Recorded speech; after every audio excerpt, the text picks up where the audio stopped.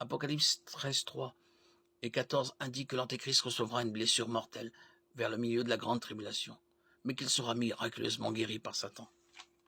Après des miracles trompeurs, le monde entier sera séduit par l'Antéchrist et lui vouera un culte à lui et à Satan. Apocalypse 13, 4, 5. Alors l'Antéchrist gagnera en audace, renonçant à toute prétention pacifique et violera son alliance avec les Juifs, blasphémera Dieu ouvertement, s'en prendra aux saints et profanera le temple juif reconstruit.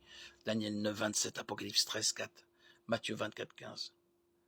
Le dernier membre de la Trinité impie est le faux prophète décrit en Apocalypse 13, 11, 18, comme la deuxième bête qui sort de la terre, pas de la mer, ce qui indique qu'il pourrait s'agir d'un juif apostat issu d'Israël.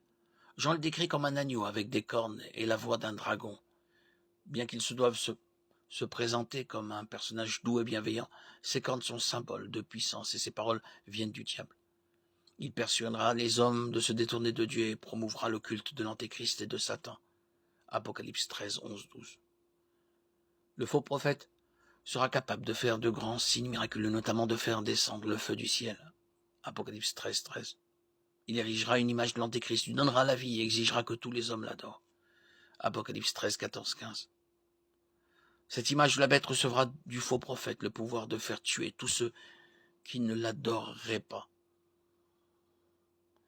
Le faux prophète contraindra aussi tous les hommes à recevoir une marque manifestant leur dévotion à l'Antéchrist. Ceux qui le feront reconnaîtront l'Antéchrist comme Dieu et se soumettront à ses desseins. Cette marque sera obligatoire pour se livrer à toute transaction commerciale. Les Écritures affirment que ceux qui la recevront seront condamnés à la mort éternelle. Apocalypse 14, 9, 10. Les saints de la grande tribulation la refuseront et seront donc persécutés. Satan est l'anti-Dieu, la bête est l'antichrist, et le faux prophète est l'anti-Saint-Esprit. Cette trinité impie persécutera les croyants et séduira les autres, mais au final, le royaume de Dieu sera victorieux, comme le dit Daniel 7, 21, 22. J'ai vu cette corne, l'antéchrist, faire la guerre aux saints et l'emporter sur eux, jusqu'au moment où l'ancien des jours est venu faire justice au sein du Très-Haut. Le moment où les saints ont pris possession du royaume est alors arrivé.